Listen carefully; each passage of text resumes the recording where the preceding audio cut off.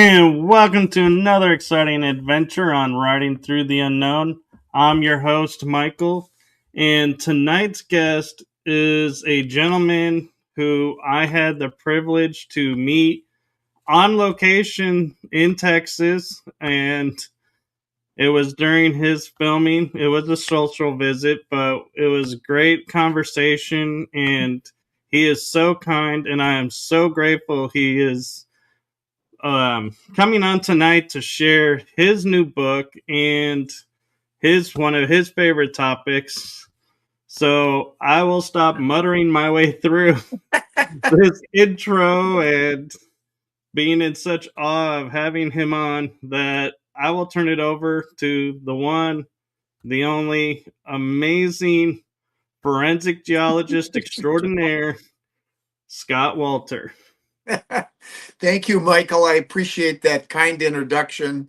And it was fun to reminisce about that meeting we had down in Rockwall when we were filming one of my favorite episodes, the Rockwall episode, that, we were hoping it would be remnants of some ancient civilization in the distant past. But this time it turned out to be Mother Nature. And um, I was disappointed on one hand, but I have to say that geological formation was one of the most interesting, cool, and unusual that I've ever seen. And so I can certainly understand why people thought there might be a human connection to it, but it was just Mother Nature doing its thing and showing off a little bit. So that was really cool, and it was fun to meet you when we were down there for that.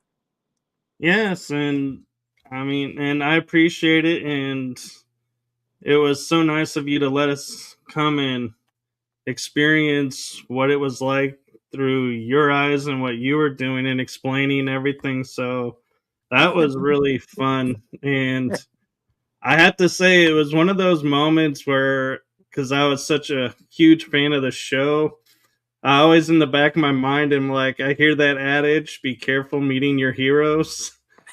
But Because you you might be were disappointed, right? right. But you were so kind and everything, and even took photos. And so I just wanted to say thank you for that. And thank you for being who you are on screen, off screen. Well, I appreciate that. Thank you very much. I've said this many times. I'm not an actor. I'm just being me, and I never, I never planned to be on TV. That was never something that, I aspired to do in my life. I wanted to be a geologist, and I've been very fortunate in my career to be a forensic geologist and look at a lot of really amazing things and solve mysteries, solve problems. I mean, that's what I do for a living, mostly in the construction industry. But I'll tell you what, when the Kensington Runestone came into my life 25 years ago now, God, it was this past July. Everything changed, and I did the work. I was proud of the work that we did, and it turned out that in this case, I remember thinking to myself when I was writing that report, and I wrote my conclusion that it is hundreds of years old. Therefore, it cannot be a late 19th century hoax, and is genuine. And I thought to myself, "Oh, good for them, they got one." And I signed the report, I sent it, and I thought that would be it. But little did I know that was just the beginning of what would be, a journey for over a quarter of a century now that has led to, I mean, even more amazing things. And, um, I'm really happy I can sit here today and I can say with 100% certainty that the runestone is authentic. It's arguably the most important historical artifact ever found in North America. And I think we can answer all the questions that arise from it being authentic, like who carved it? Where did they come from? And most importantly, why did they come here to the center of the continent in Minnesota? back in the middle of the 14th century, and I can answer all those questions now. So, if I get hit by a bus tomorrow, I think I can say that my life has been complete in that regard. Although there is a lot more work to do, and really the biggest thing that I'm hoping that I'll see in my lifetime. I'm not going to hold my breath, but that the runestone and this previously hidden history that resulted in the founding of the United States of America is realized, you know, in throughout the world. I mean, right now there's academic pushback. There are forces, larger forces at work that really don't want this story to come out. And now I understand why things like the runestone have been suppressed, and so many other mysterious artifacts and sites have been labeled frauds, hoaxes, and whatever to try to make them go away. But what I've learned, Michael, is that the fakes and the hoaxes, they reveal themselves quickly. And I'm not saying that the rock wall was a hoax by any means. It's absolutely real, but it's not man-made, and it actually revealed itself pretty quickly. We kind of made it look like it was a little tougher than it was to figure out. But those things reveal themselves quickly. It's things like the runestone that are authentic, that just keep hanging around, and the harder people try to kill it, the more it just keeps hanging around. So that should tell you something. And I'm just kind of curious with everything that you do. What I guess my one question for you I would start with is, why do you think you were the one meant to find that runestone and set you on this path? Huh. Well, that's I don't know. I mean, I really don't know the answer to that. Although, in some ways, I do think certain people are put in certain situations because they are the ones that I guess can best handle the situation and get to the bottom of it. And I'm not saying that because I think I'm special. I'm not. The one thing that I do have is persistence, and I understand scientific method. I do forensic investigations for a living, and I'm pretty good at it. I've been doing it for over 40 years now.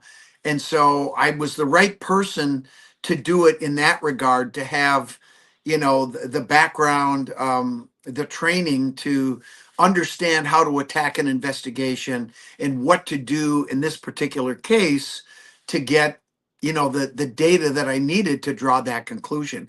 But the other thing that I will say is, when I when I went to college up at the University of Minnesota Duluth, back in 1980, I went up there on a football scholarship. I was going to be a pro football player, and I did have a good career up there. We won a couple of championships, and I did a pretty good job. But I realized pretty soon that even though I played 4 years of minor league ball, that was not going to be the way I made a living. And I was very fortunate to meet a professor who inspired me and became my mentor, um, and challenged me to challenge myself to become a geologist. And I just love everything about geology. It's so logical. And I was when I was young growing up, I would look at landforms, I'd look at volcanoes, I'd look at rocks and say, how did that form?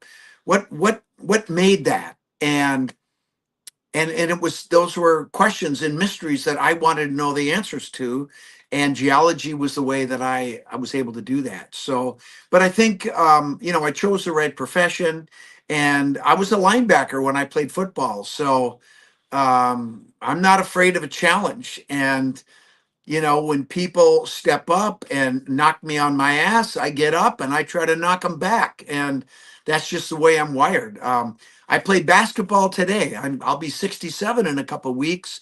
and I still play with the kids, and they still pass me the ball. So I think that is also part of it. I have a will, I have a desire, and I'm not going to quit until I get the answers. And that's how it was with the runestone, because I knew there was an answer, and it was just a matter of doing the investigation, getting the right data to be able to draw that conclusion.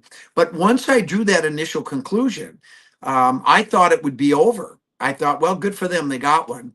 But it was the pushback that I got from the academic community from people that are in soft science, humanities disciplines. And don't get me wrong, these are all wonderful disciplines. I'm not trying to disparage them, but these people are not formally trained in the scientific method. And I'm talking about archaeologists, anthropologists, historians, runologists, linguists, and so forth.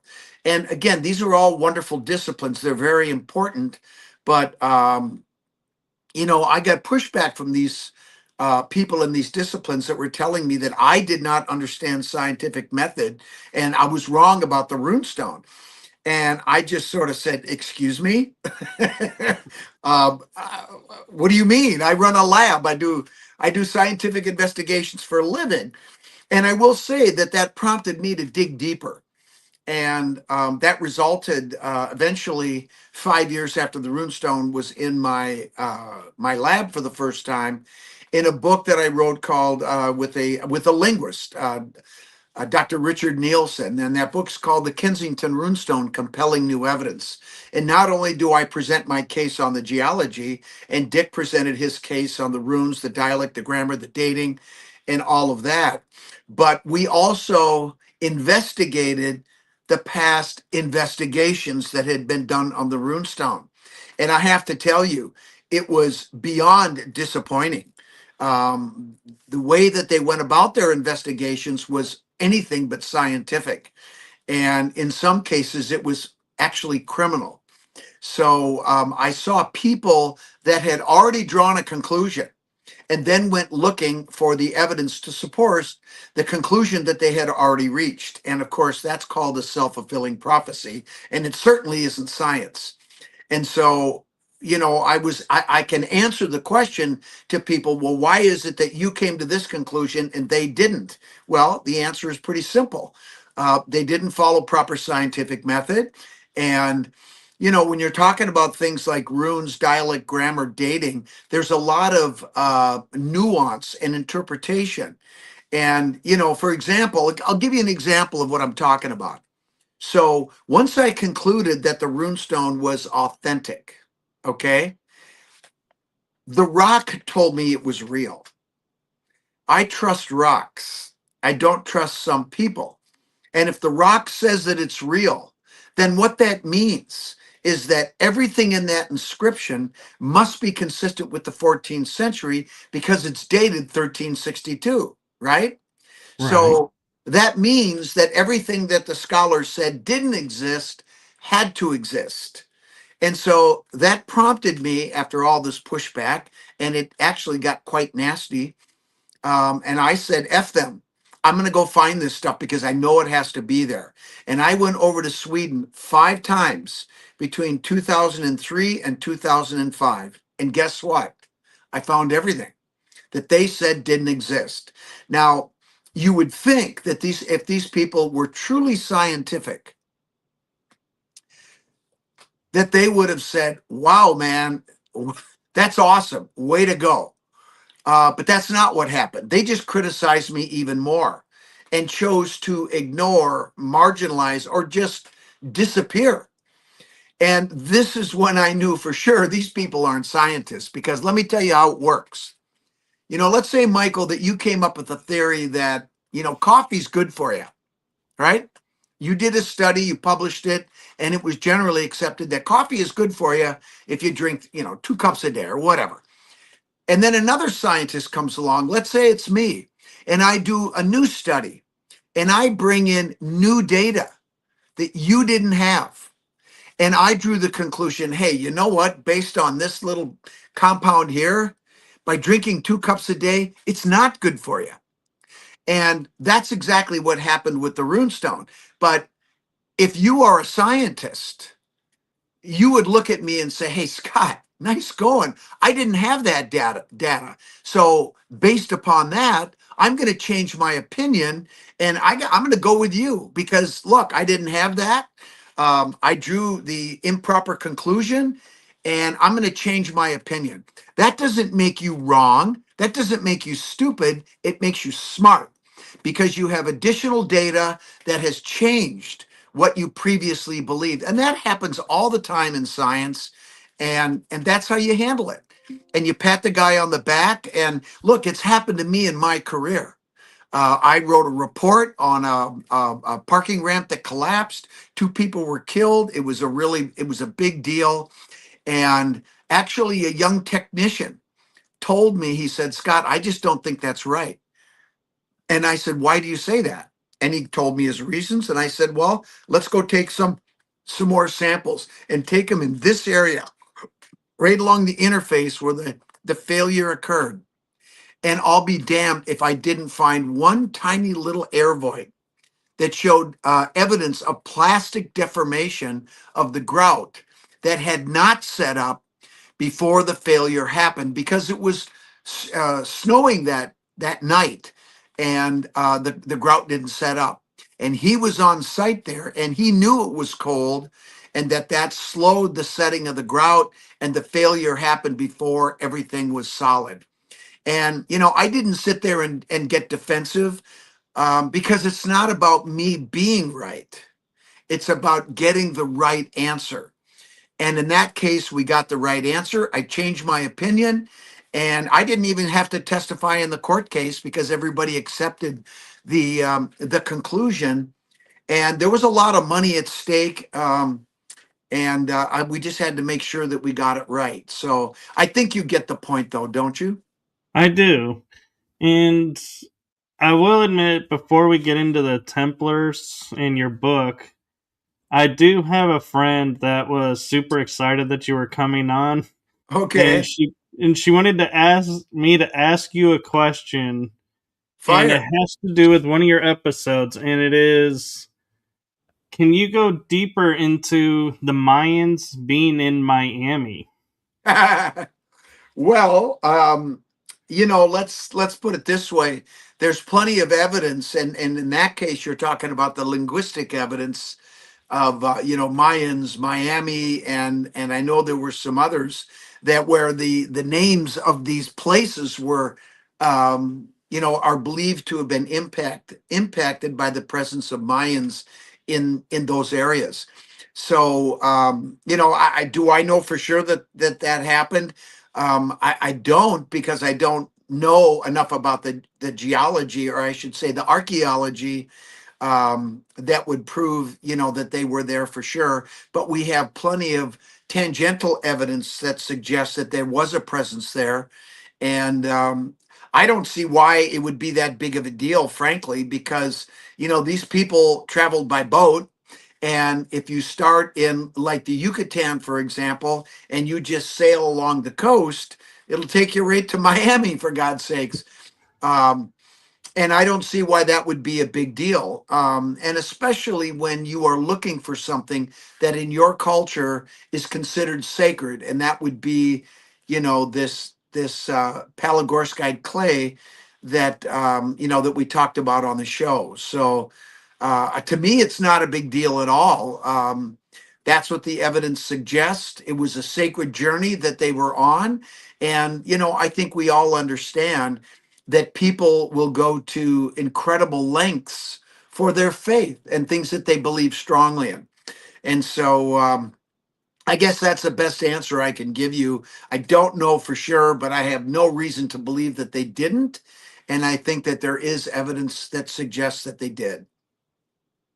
Thank you for that. And so, with that coming up, and with talking about the Knights Templars, I would be remiss since you're on the show and the Curse of Oak Island people claim they have found the treasure.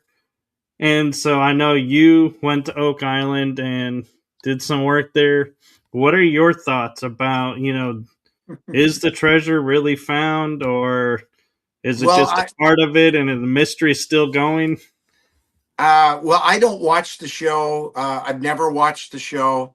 I was on Oak Island in 2008. I spent a whole day with Danny Blankenship. And, what I was trying to do was to see if there was any way that I could track down the 90-foot stone because it was, allegedly it was inscribed. And I thought maybe I might be able to help out with that. But I came to the conclusion after spending the day with Danny that there is no 90-foot stone. And I walked the island and I concluded that there was nothing there. In fact, I remember when we were shooting America Unearthed, or just as we were starting, they were looking at the concept of the Oak Island show, and they asked me what I thought, and I said I don't think there's any treasure there. And I don't know what anybody is saying about finding treasure, but if they actually found treasure, I'm sure the world would know. Um, we have documents that say that the treasure was recovered in 1769. We know what the treasure was. We know exactly what happened there. We know we've got drawings of the tunnel system, the mechanisms, a lot of detail. And if they say they found the treasure, well, on one hand, they have found the treasure. The treasure is the show. So in that regard, yeah, they found treasure all right. They've made a hell of a lot of money, but I don't believe they found any Templar treasure because, frankly, the Templars aren't stupid. They wouldn't leave their treasure hanging around, for two brothers to find or anybody to find. We're a little more careful than that. Uh, I'd have to agree with that, and that goes along with that. I have another friend who is a Knights Templar, and he goes, "Yeah, there is something at Oak Island, not what they think, but we have stuff all over the country. It's not just Yeah. one thing." And so, I mean, who would put all their eggs in one basket? I mean, they lead you to believe that that this is the Templar treasure. I mean, that's nonsense. I mean, yeah. nobody would do that, and certainly not the Templars. And so, what would be, and I'm sure you've written about it, but I'm curious your thoughts on hand is the Templars are worldwide and could go anywhere, hide out, do whatever. Yep. What would bring them to America, and what was the draw of making such a presence known here over other areas? Well, that's a good question. It's more complicated, I think, than people think. The simple answer is, far to the west, like it says on the runestone, they knew about North America and they had been to North America long before the put down, and their ideological and biological descendants had been to North America as well. So it wasn't a secret. But the one thing that they did understand about the Americas, both North, Central, and South Americas, is that the indigenous people embraced the true ideology of the Templars. They venerated the sacred feminine. They they respected the land. They respected each other. They treated their guests with dignity and respect. And the Templars knew this. They also shared rituals with them, and they bonded at a deep spiritual level. And really, at the end of the day, what we talk about in both my new book, which is right here, called The Greatest Templar Tale Never Told, the Sinclair Weems Journals. And I have a new book that's going to be coming out, another book that's coming out this coming year, that is about the Cremona document. And if you think this book is great, and it is really good, I mean the journals really are the story, and what the story they tell is fantastic. All I do is provide commentary and put things into their proper context. I mean, um, everybody that's read it is just dumbfounded at how amazing the story is. And it touches on all the places that they put treasure. They put treasure on Oak Island, and then they recovered it, and the bulk of it was used to fund the revolution. But the whole mission that the Templars started, um, in earnest back in the 14th century, was to establish a sanctuary, a new home. In the journals, they call it a free Templar state. It's also called in the journals the New Jerusalem. Brother Francis Bacon called it the New Atlantis. A place where people of all races, colors, creeds, religions, whatever. The whole concept that we have in our Constitution and Bill of Rights that says that every human being is born with certain inalienable rights. We are all equal, and that's true. I mean, it's absolutely true. And so, what they wanted to do was to establish this sanctuary in a place where they could be free from the tyranny of the monarchs of Europe, free from the persecution of the Roman Catholic Church. And it was those two entities that put down the Knights Templar order on October 13, 1307. Now, the Templar order was not caught off guard, as history will want you to believe. They knew that this was coming, and they prepared for it. And when the church went and raided the treasury in Paris on that day, there was nothing in there. When they went to the western port of France at La Rochelle to confiscate the ships that were loaded with treasure, they were gone and disappeared into history. And this book really begins in earnest at about that point. We know where those ships went. We know where they hid the treasure. We know how they moved it in increments to the west, eventually to North America, primarily in Nova Scotia, in many places, mostly on islands, including Oak Island. And then the mission, which they called the Covenant, which of course is the highest agreement that you can make with your deity, your God, to complete this covenant, which was to establish that sanctuary. And in 1769 and 1770, the time came. Our founding fathers, who inherited that obligation of the covenant, who were pretty much all Freemasons. 53 of the 56 signers of the Declaration were Master Masons. They were also Knights Templar. They just didn't tell anyone. But they inherited that obligation, and they sent 46 young men and 6 slaves. These men were all Freemasons, and they were directed by people like Ben Franklin, George Mason, and some of our other founding fathers that people will recognize their names, to recover those treasures, to bring them back to the Grand Lodge at that time to help fund the revolution. And so that's the story. So we owe this United States of America really is the completion of that covenant, of the establishment of the New Jerusalem, the New Atlantis, that free Templar state. And if you look at the history and you understand what happened at the time of the founding of this nation, we fought a war. The Revolutionary War was against a monarchy, right? The King of England. And, now we're trying to go back to it for F's sake. This is ridiculous. And, the Roman Church, I mean, we have freedom of religion and separation of church and state for a reason. And it goes back to the persecution of the Knights Templar, when the church and the monarchies elevated each other, legitimized each other above the people. And so our founding fathers are the descendants of those Templars that were persecuted by those entities.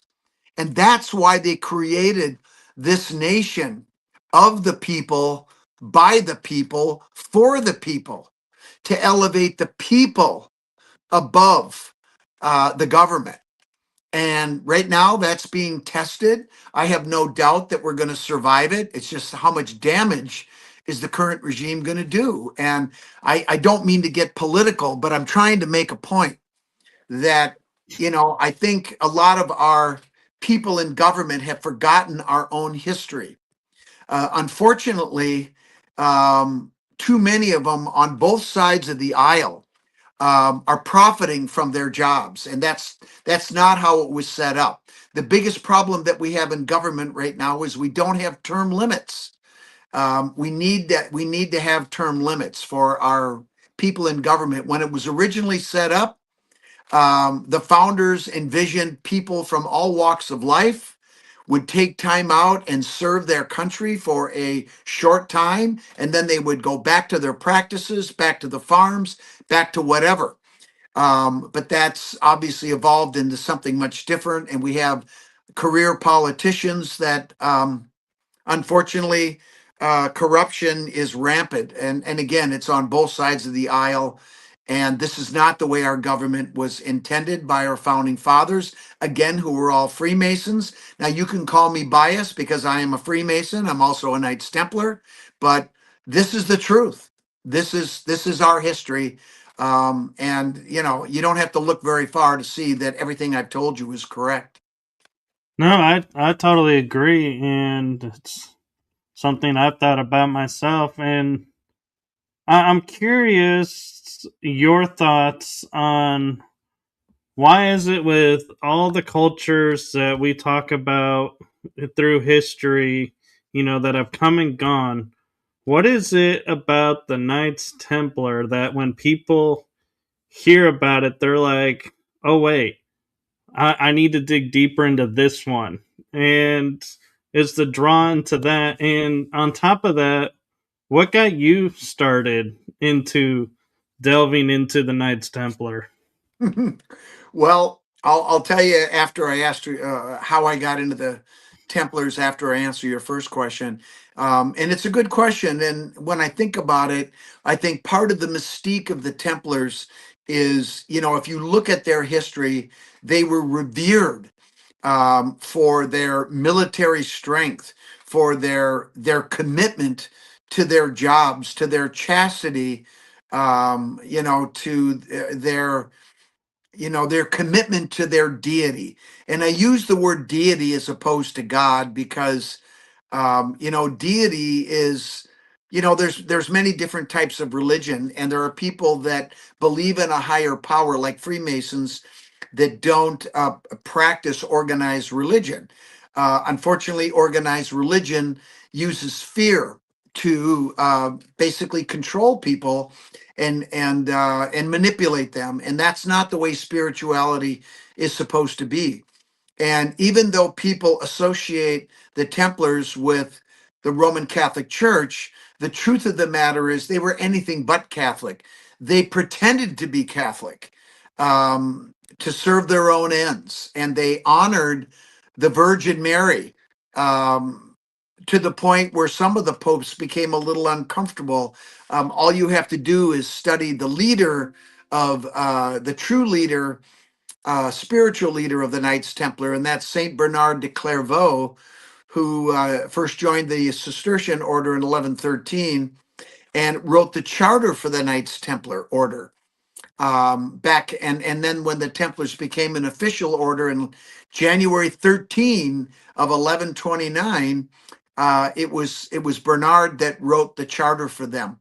So when you really dig deep and you understand the real history of who the Templars are, they're much more interesting and fascinating than the popular belief or understanding. I mean, look, the church moved against them because they became too rich and powerful, is what you will read if you study them. But and yes, that was true. They were very powerful. They were very rich. But the real reason that the church was pissed off is because they realized who they really were, and they venerated the sacred feminine, and they're not Roman Christians. They were Gnostic Christians, and those that practice the true faith to this day. That's what we are. So we honor the feminine. We don't treat her like she's property. We don't, deify women and elevate men above them as the Roman Church has done since the Council of Nicaea in 325. And this is one of the biggest um, problems that humanity has suffered through and continues to suffer through, and the Roman Church and Roman Christianity is a big part of that problem. Women are just as they bring something different to the table, but men are not better than women. I would make the argument that women have their shit together a hell of a lot better than most of us men. And so the true ideology that Gnostics embrace is a balance. And that's what that hooked X symbol means that was on the runestone. And all through these documents, all through the Sinclair Weems journals, this was what the Templars' true ideology was. And nobody figured it out until we came along. And this leads me to how I discovered the Templars. It was the runestone. And, once I realized that the runestone, or I concluded that the runestone was authentic, I started to dig into, who carved it? Where did they come from? And why did they come here? And I have to be honest with you, Michael, the evidence trail took me right to the Templars. Because when I went over to Sweden those 5 times looking for the language, runes, dialect, grammar, all of that, where I found it was on medieval grave slabs that were mortared into the floors of 92 medieval churches that were on that island. And I went to every church. I'm anal retentive. I'm a lab guy, okay? It took me 2 weeks. And as I was going through these churches, I did a little research. Who built them? Well, it turns out that all 92 were Cistercian. Well, who are the Cistercians? The white monks that were founded in 1195 by Robert Molesme and then taken to meteoric heights, starting with when Saint Bernard de Clairvaux joined the order in 11, some people say 1112, 1113, but in 1115, he founded the first daughter abbey at Clairvaux. He joined the only Cistercian abbey that existed at that time at Citeaux in France, and then he founded Clairvaux. That's why they call him Bernard of Clairvaux. But by the time he died in 1153, not even 40 years later, there were over 300 Cistercian abbeys all across Europe, into Scandinavia, the British Isles, all the way to the Holy Land. And of course, by the year 1300, there were 750 Cistercian abbeys. And what I will tell you is that the Knights Templar are Cistercian monks. They are one and the same with the Cistercians. The only thing is they served a military function within the order. They were the only ones who could travel, except for the stonemasons, of course. And they were the only ones that were allowed to eat meat because they needed the protein so that they could fight in battle, right? But there were other things that the Cistercians did. They tended to large flocks of sheep. They were uh, amazing gardeners, and they had orchards, and they grew food, and they had foundries. They had forges where they were making metal and all kinds of products, and they would go into the cities. These Cistercian abbeys and these Templar commanderies were always out in the wilderness, and they were built associated with water. Streams were flowing through them because they were obsessed with cleanliness and purity. And so I dove deep and I studied them intently because it was fascinating. And it's also interesting to see how their impact on the world. It was the Cistercians and Templar money. They became immensely wealthy through agriculture, through commerce. They would, grow food. They would shear the wool off the sheep and sell the wool for clothing. They became immensely wealthy. But it was the Templars who also developed the shipping, right? And they were able to travel and transport the goods. So this was like an enterprise. a mega corporation, if you will. And that's how they became immensely wealthy. People know they were wealthy, but they don't know how they became wealthy. So that's how I got to the Templars. And the deeper I dug into the Templars, the more I realized that they had technology. They understood the stars and how to navigate, and they understood by using geometry and archaeoastronomy to be able to calculate the size of the Earth. Once you know the size of the Earth, you know how far away things are. And believe you me, they knew exactly where North and South America were, where China was, where Asia was. And once you know these things, you know how much food to bring, how much water to bring, and this gives you a huge advantage over your competition and your enemies. So when people talk about this is the Templars, and they marvel at their battle skills, and of course they had that as well. They were also able to through alchemy to be able to make strong light steel and chainmail and armor, and that's why they were so successful in battle, or one of the reasons. So the deeper you dig into the Templars, the more impressed you will get, and it will help you to understand why they became so rich and powerful, why they're so revered, and people find them so fascinating. And then when you start to look at things like coming over to North America and bringing their treasures to found this new Jerusalem, everything makes sense. Everything fits together, as it must when you're doing a forensic investigation and you have the right answer. Because if you're doing an investigation and you have a piece of data that's hanging out there that doesn't fit the thread, you're not there yet. When it comes to the Templars and the founding of America, everything fits. Now it's just a matter of getting the word out there, getting this history accepted, and getting these academics, frankly, off their ass. And the other thing that I found with academia is a lot of these people, even though privately, it's like people talking, like Republicans talking about Trump. Behind the scenes, they don't like him. They think he's a moron. In academia, they know that the Templars were here. They know the story that they're putting out there isn't right, but they don't want to tread on the legacy of their predecessors. And look, as I told you before, it's not disparaging the people that came before you. When new evidence comes forward, if your predecessor doesn't understand that, then shame on them.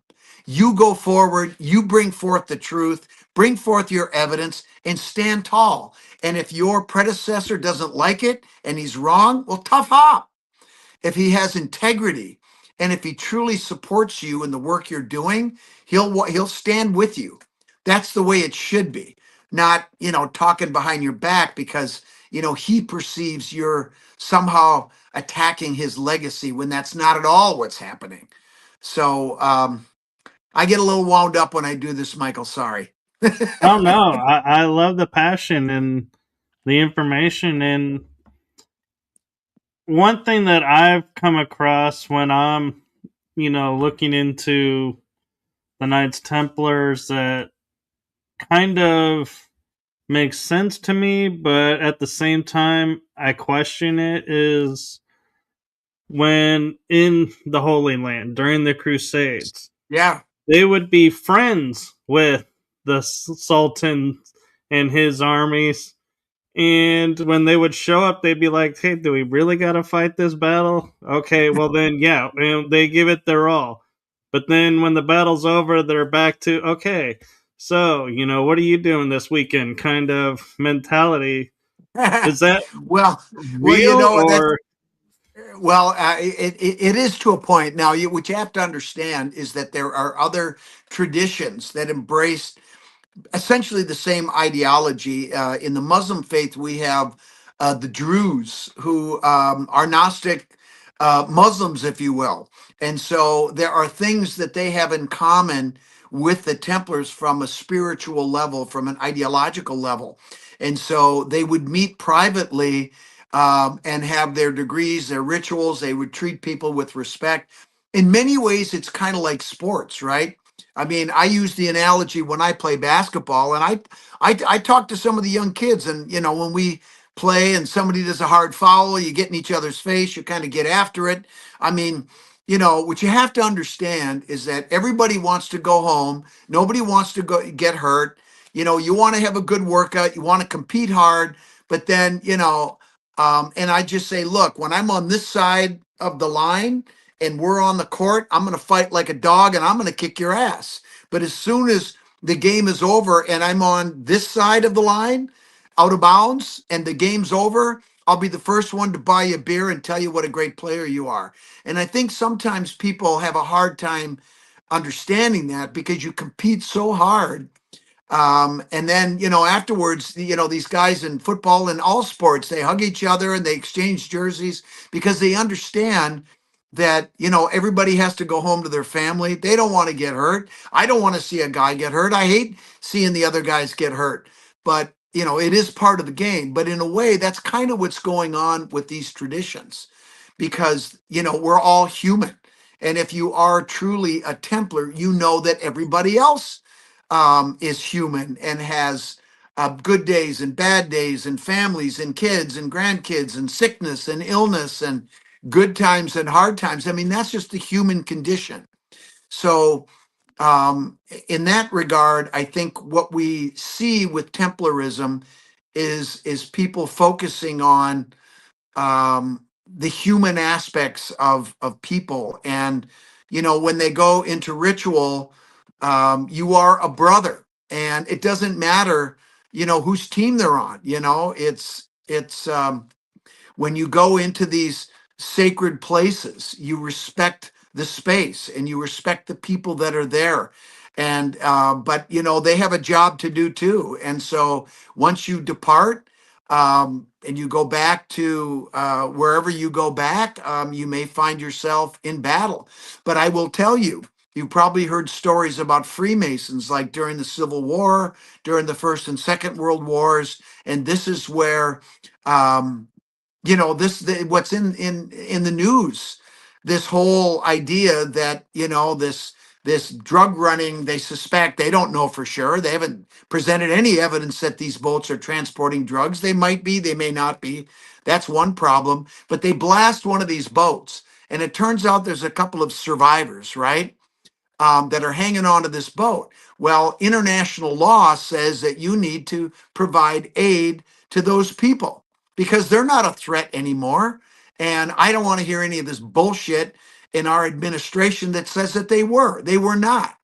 And this is an outgrowth of the whole concept of brotherhood. So if you are in a foxhole and you've got an enemy who's wounded and he's sitting there and he gives you the Masonic sign of distress, you know that he's a brother. You are obligated to provide aid and comfort, even though he's your enemy. And I mean, this happened to Santa Anna. After the Alamo, about a month and a half later, he was a Freemason and he was in a battle and he was being defeated and they were about to kill him. And he pulled out his Masonic apron, he gave a sign, and his life was spared.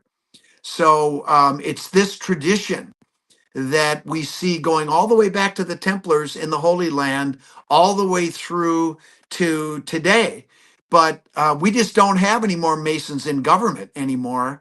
And this whole idea of respecting the human condition, we're not seeing that here with our current administration. You sure aren't seeing it with the guy at the top. He doesn't give a shit about anybody but himself. And that has to change. We need to see more compassion. We need to see people treating each other with more respect. I mean, my God, that's part of the human condition. I mean, when somebody opens a door for you, a simple thing like that, I mean, that lifts you up, right? Or Right. if somebody does a kind gesture, pat somebody on the back or just say, hey, that's a good job, we need more of that kind of a thing, not talking people down, making fun of people, calling people names. I mean, for God's sakes, that's grade school stuff. And it really bothers me as a Freemason. And I'm, but the other reason why I talk about politics is because we are living through um, a really, really difficult time. And we're on a precipice here with humanity, and we need to get our act together or we're not going to make it. It's that simple. And it starts by being kind to each other and respecting each other and not treating, somebody like garbage because they talk different, they look different, they're from a different country. I mean, this is insanity. And that's part of the message that I want to make sure that I give. And I don't care if people don't like it, because if you don't like it, that means that you are not the kind of person that I want to be around. And that's that. I mean, you can talk straight, you can have disagreements, but at the end of the day, let's just agree to disagree, treat each other with respect. And I got the first round, man. Let's go talk about things that we have in common. And we just need to see more of that, especially in our country. I agree. And you mentioned how the Templars were with the Virgin Mary. I always thought that the Mary that they were venerating and like the sacred rose symbol to was Mary Magdalene. Is Yep, that Mary. Yep, yep, absolutely. And the truth of the matter is the leadership of the Templars, their ideological and biological ancestor was Jesus and Mary Magdalene, John the Baptist, and the Essenic tradition. And then it goes back even farther into Egypt and to the Atlanteans over 13,000 years ago. And, some people, when I say that, they go, oh my God, how can that be? That can't be true. And I say, look, just step back for a sec. There are over 8 billion people on the planet walking around today, right? That's a fact. And every single one of us have ancestors that were alive 2,000 years ago, right? right? That's a fact. Nobody's going to argue with that. And if you do, you're a fool. But it's true. So why is it such a big deal that these two people who were married and had at least 2 children, actually she had 3. She had one with John the Baptist before she married Jesus. And Jesus was actually obligated to marry her after John the Baptist was beheaded. And that's a whole nother story. But the point is this: why is it such a stretch to say that their children couldn't have had children and their children have children and so on all the way to this day? In fact, hello, it happens all the time. So to me, it's not a big deal, but I happen to know that it is true. Now, I'm going to say something right now that's kind of controversial, but then I'm going to put it into context. I am also part of that lineage, but it doesn't make me special because there's probably millions of people that are descended from these two people. And according to the genealogy that I've had done, I'm part of that bloodline. But okay, that's great. It's kind of cool, but it doesn't mean anything to me because there's a whole bunch of other people that have that. But that doesn't make us special. Um, but they did venerate that heritage, that lineage, and Jesus and Mary Magdalene and John the Baptist and the rest of them. They were important people in their time. They weren't who the church makes them out to be. The resurrection never happened, I'm sorry to say, until I see someone rise from the dead or I see a virgin birth. I'm not buying it. And most women I talk to aren't buying that virgin birth thing either. As you mentioned, Jesus and Mary Magdalene having kids. One thing that is buried deep in the church, but is a part of the church lore, I always find is interesting, is they talk about the last scion, who is supposed to be the descendant of Jesus, who is supposed to help bring about the end of times. He's plays a role in that. But then I'm like, when you say Jesus never had kids, how do you have a last Zion? It's like, wait a minute. Well, I think it's a metaphor. I don't think the way it's presented is it makes it sounds like the world's going to end or everybody's going to die, and that's not what it is.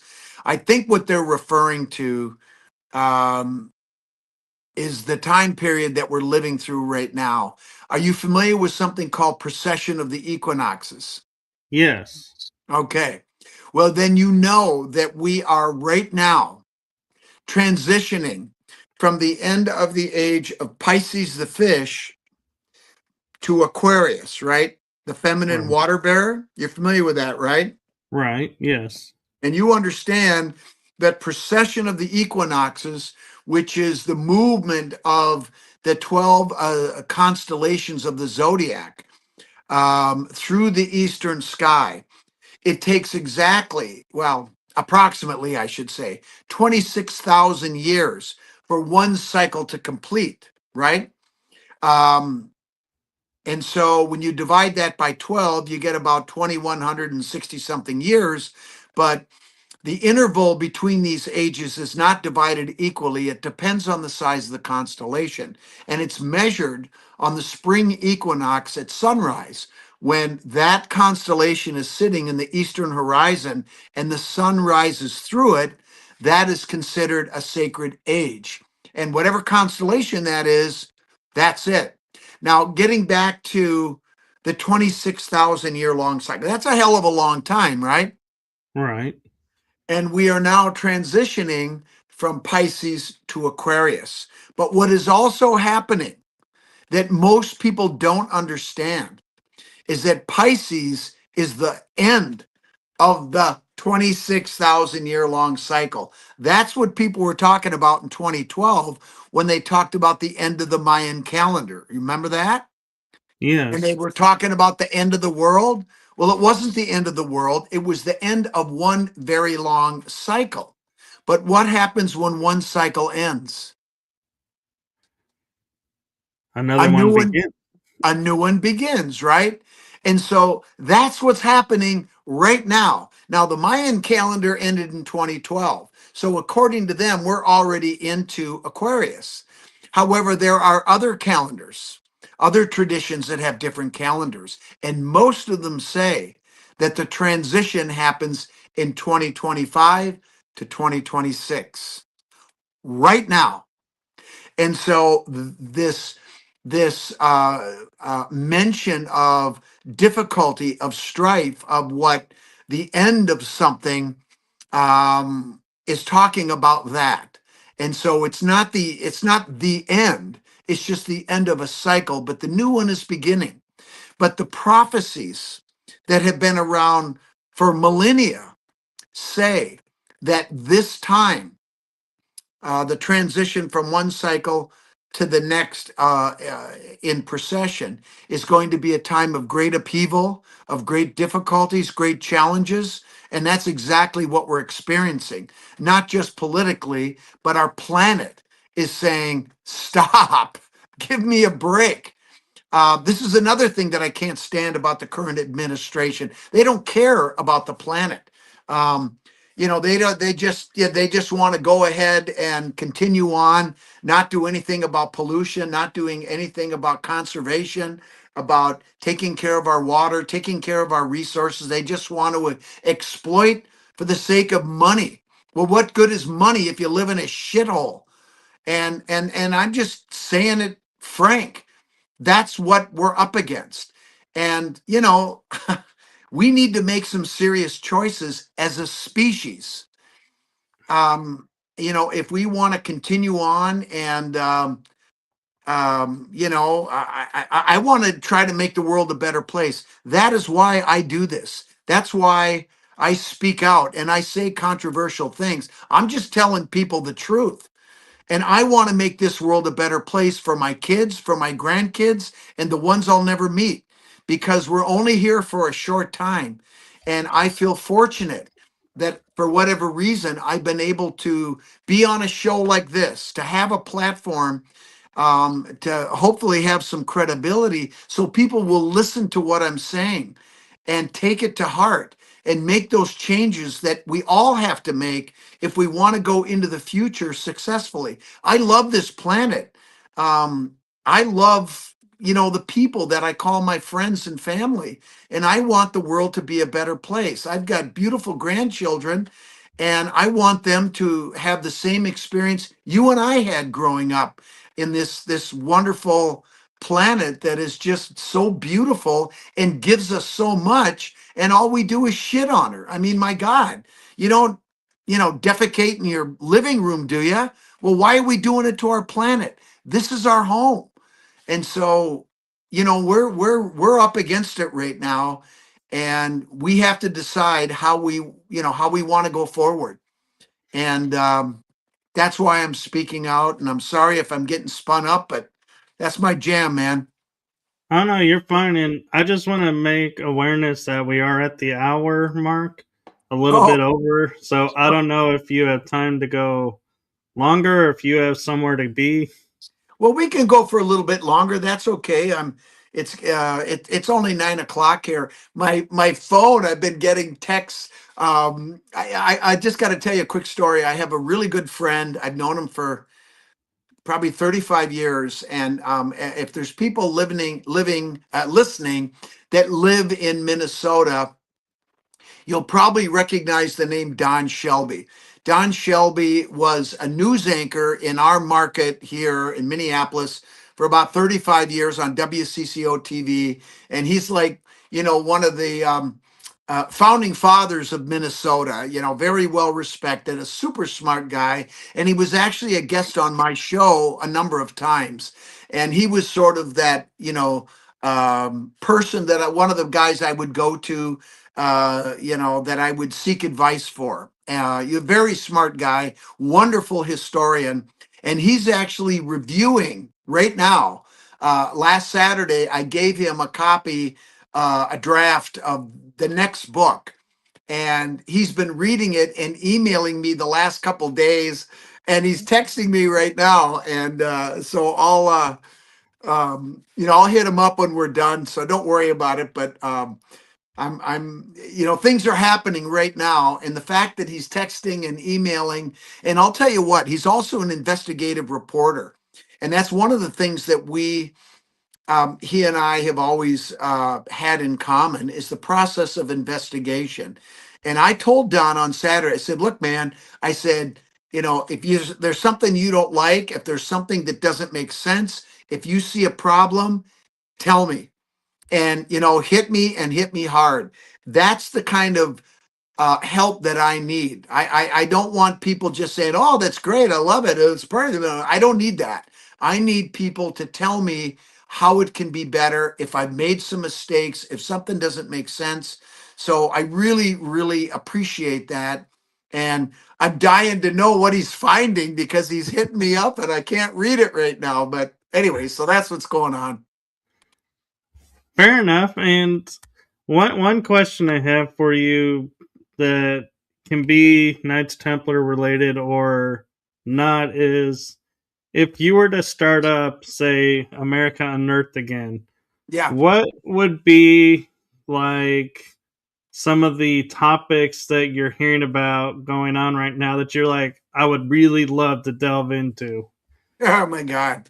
Well, there are many aspects of this Templar story that I would love to delve into.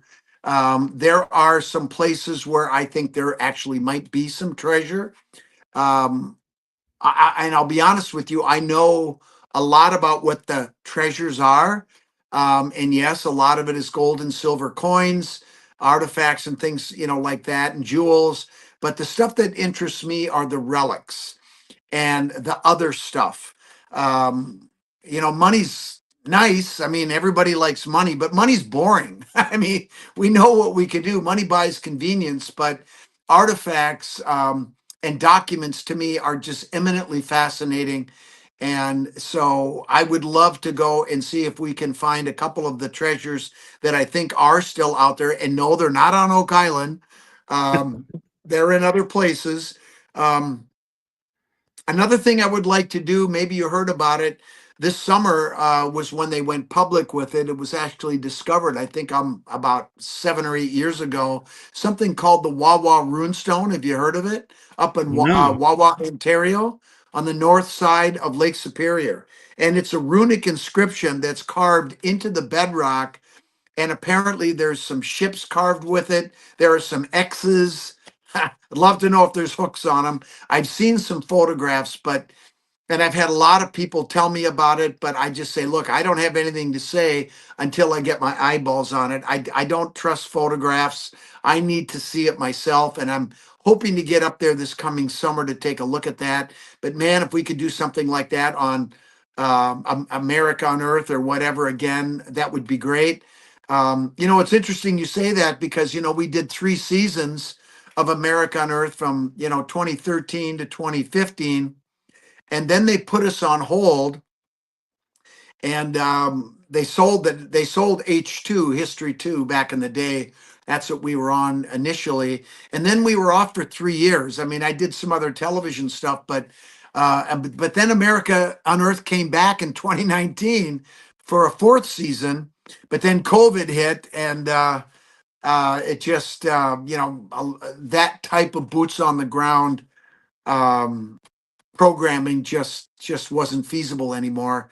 So and I don't know if I want to do America Unearthed the way we did it again.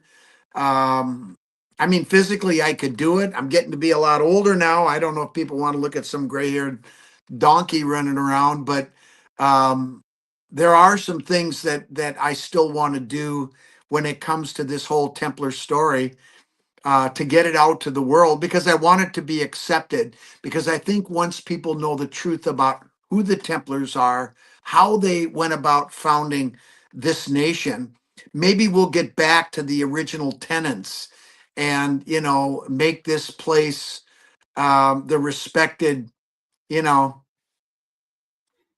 house on the hill that everybody looked up to, because that's not where we are right now. But I believe we can get back there.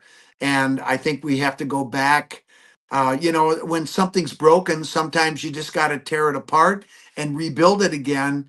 But we have that foundation of the tenets and principles upon which this nation was built. And we have to stick to those. We have to honor those. And we have to believe in those, and we have to walk the talk. And I believe we can do it. I think Americans have it in them. And look, we all make mistakes, and it's not necessarily you know what you do. It's how you fix it. If you make a mistake, you own up to it, and then you get about fixing it. And I think that's what we need to do, and I think we will do it. I'm optimistic. I'm going to do my part, and my part is to speak up and say what I believe to be the truth. Yeah, thank you for that. And I do have an interesting question from a friend of mine, Derek, in the Okay. chat room. He's asking, was there a relationship between the Templars and the Cathars? Of course. Absolutely. The Cathars were probably the purest Christians of all, Gnostic Christians, of course. um, and they were probably practicing the truest um, rites and traditions that Jesus was teaching. I mean, what the church is talking about now is not what Jesus was teaching. One of the most important things, and maybe this is a good thing to and of course, the Roman Church was going to have none of that, and they wiped the Cathars out. But Catharism did not die. They did not kill them all. There are still Cathars, and they are still closely aligned with the Templar traditions to this day. They just went underground, and like the Templars did, but we're still here, and they're still here. But there's something very interesting in the new book. You're going to read about these amazing messages that the Templars, their information that they preserved, they protected, and they encrypted. And in many cases, and we have about 30 messages so far that we have been able to decipher. And the difficult part is just because you decipher one message doesn't mean you're automatically going to get the next one, because they're all encrypted differently. And it's a pain in the butt, let me tell you. It's a real challenge, but we've been able to decipher pretty much all of them. I don't think there's any we haven't deciphered. But a number of them use a cipher phrase that's mandatory to be able to solve the code and decode it, right? So there was the longest message that we have deciphered is over 6,600 characters, 6,609 to be exact.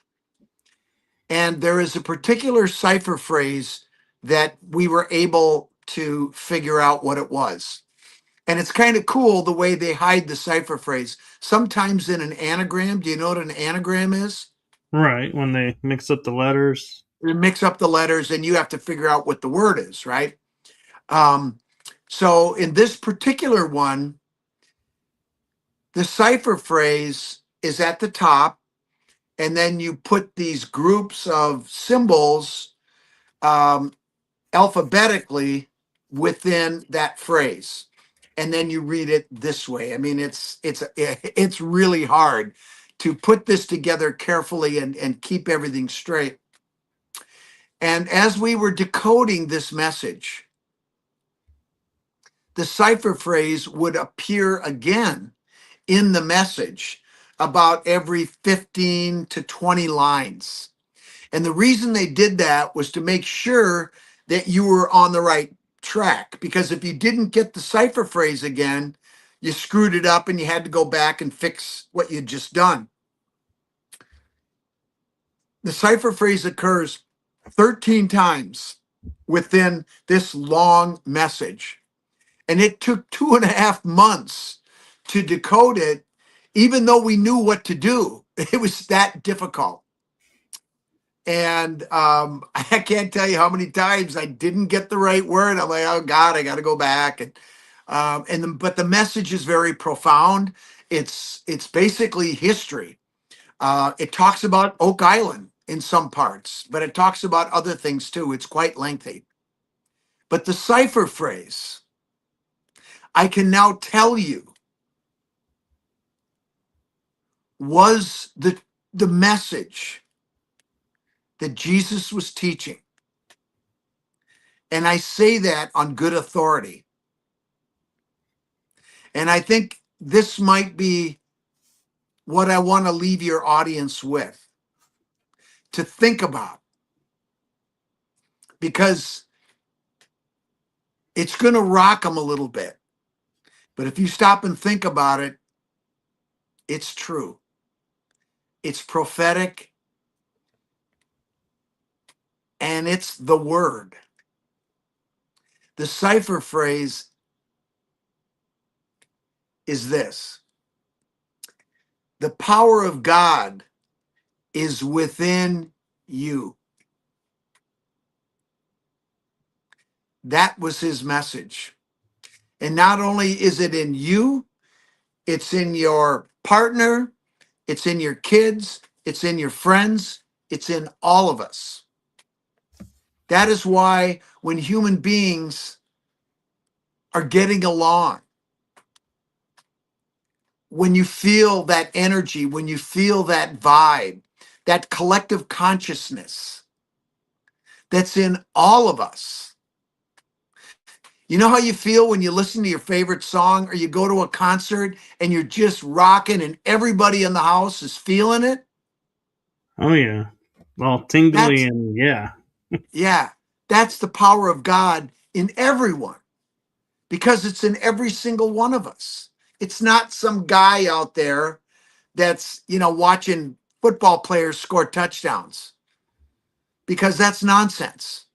And I'm sorry to tell that to the Roman Christians, but it's the truth. And that cipher phrase appears in multiple messages, and in some cases is the message. And that's what he was teaching. So I'll just leave it at that. Thank you. And I have one theory I want to ask if it's okay before we end this. Yeah. And you can confirm it or say can't talk about it, but is there more than one Graal? Say again. Is there more than one Grail? Well, that's a great question. Um, First of all, you have to define what the Grail is. The Grail is different things to different people. Um, to some people, it's a cup, that was used at the Last Supper. To some people, it's treasure. To some people, it's the Ark of the Covenant. To some people, it's the womb of Mary Magdalene, the womb of all females, that carries on the bloodline. To some people, the Grail was the establishment of that sanctuary we now call United States of America. It's many things to different people. So I kind of like the fact that there is no right or wrong definition of the Grail. The Grail is what you think it is. What it just depends on your point of view what the Grail is. To some people, the Grail is spiritual awakening, finding that peace within yourself, that God within you, when you realize that you have control over your own happiness, over your own destiny, and that strength that comes from within you. And I think the more you think about that, I think you're going to realize that maybe that's what the Grail is. That's what I think is it's within us. And so thank you for sharing that. And I want to give you a chance to, because we've talked about your book here and there, to promote your book and Oh, all okay. your books and what you Yeah. have coming up if you'd like. Well, it's a very busy time right now, and there's a lot of things that are going to be happening here in the next few months. Well, this is the book that I just published. Although it is not officially going to be released to the public to be able to buy it on Amazon and other distributors until February 10th.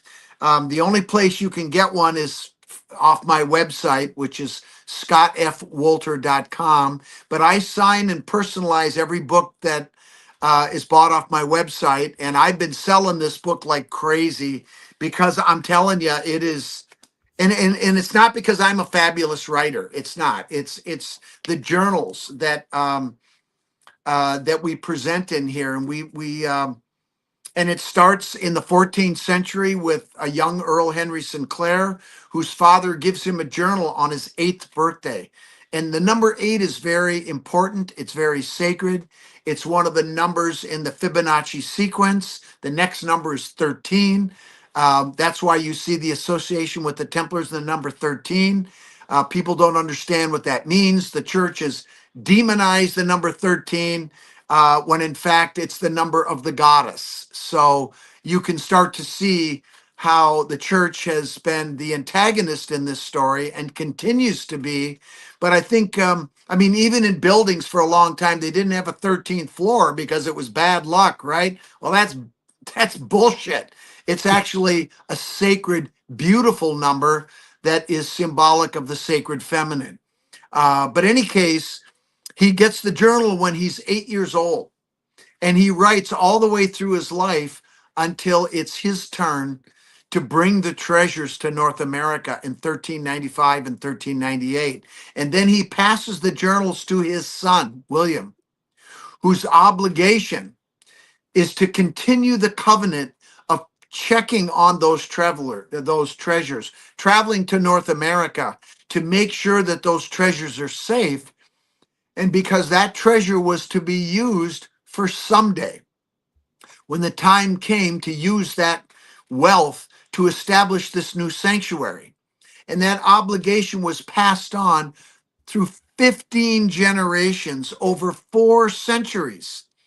And there were 5 generations in the Sinclair clan, and then the journals were passed on to the Weems clan, who back then and to this very day in Scotland, that family are shipping barons. So obviously they had the means to come over and check on the treasures. There's one other thing I want to say about this whole mission that was called the Covenant, is that when Earl Henry came over to North America, he and the Templars that he brought with him, he didn't just bring the treasures, he brought 120 remaining Knights Templar, the descendants of those that escaped France in 1307, who fought at Bannockburn, the greatest battle in the history of Scotland when they defeated the British. There's been a long-standing rumors that the Templars helped them defeat the British in battle, and the journals tell us that story is true.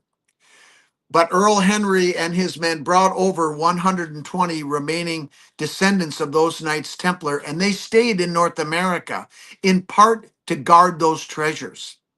But when they went over here, they also formed a deep spiritual bond with the indigenous people, and they bonded through ritual and intermarriage.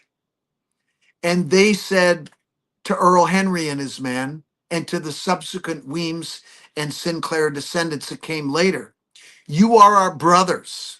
Gold and silver means nothing to us. But if you want us to guard these treasures, we will do that for you." And they did for over 4 centuries. And look how we repaid them with genocide, right? But Right. I will tell you, they still know the story. And you don't have to believe me. Talk to them because they still know. And next year, when we start patting ourselves on the back with this great country that we have, we cannot forget the 46 men that went up there to recover those treasures and the 6 slaves that went up there with them who received their manumission. Do you know what that word means? I didn't when I read it in the journals. It means to give a slave their freedom. And we also cannot forget our indigenous brothers who guarded those treasures for 400 years. The story is much bigger, it's much better, and it's more beautiful than even the story that we were told about the founding of this country. So when you read this book, you are going to be amazed. And the details are what I dug into. And the last chapter is called Analysis. And I did my best to try to find the evidence that was consistent, cohesive, and conclusive that this story was right. The journals came to me in 2016, but it took me just under 10 years to vet them because when I went public with them, I knew how great this story was, but I had to make sure that to the best of my ability, I can sit here and tell you and the people that are listening that this story is true. So there you go. So scottfwolter.com. Order the book. I'll sign it for you. I'll write your name and I'll get it out before Christmas if you do it. And then be ready for the next book because it'll be just as good, if not better than this one. So thank you for that, and thank you for trusting me to be a guest on my show because I know not all podcast shows are the same, and so thank you for trusting in me. Well, thank you for having me, man. And look, I don't sit there and worry about how big somebody is, a podcaster. Everybody has to start somewhere, and maybe someday you're going to be a big shot, and I'm going to say, hey, do you remember me? So it's all good, man. Well, thank you. And before we go, I'd like to say from my heart and the heart of my show to you, thank you for what you're doing and exposing the truth and bringing to light the truth of what's going on. Well, thank you for that. All I can say is I'm just going to keep doing what I think is right. And so far, it seems to be working out pretty good. And I'm going to do it till I drop, man. That's that I can promise you. Well, hopefully it won't be anytime soon. Well, I hope so too. I'm having a good time. So, Well, thank you, Michael, and let's do it again soon, eh? Yes. Thank you, and we will. And so please like, subscribe, and follow along because you'll never know when Scott will make his appearance in season 4. Oh, you mean on America Unearthed? Oh, my show, Oh, actually. your show. Oh, I thought you were talking about my show. Anyway, well, that sounds good. Season 4, man. I'll be ready. Hey, I'm matching your record. 4 seasons. There you go. You'll pass me up. That's okay. Well, for now, but I have a feeling your show will be back Well, we'll see. All right, in man. one Well, way or listen, thanks. another. Yeah. Well, thank you so much. And I'm going to go have one for real. This was lemonade. I'm going to add a little sauce in here now. That'll be my nightcap. So thank you, and thank you to everyone, and happy holidays to everyone. Merry Christmas, and we'll see you on the next one. Good night, everyone.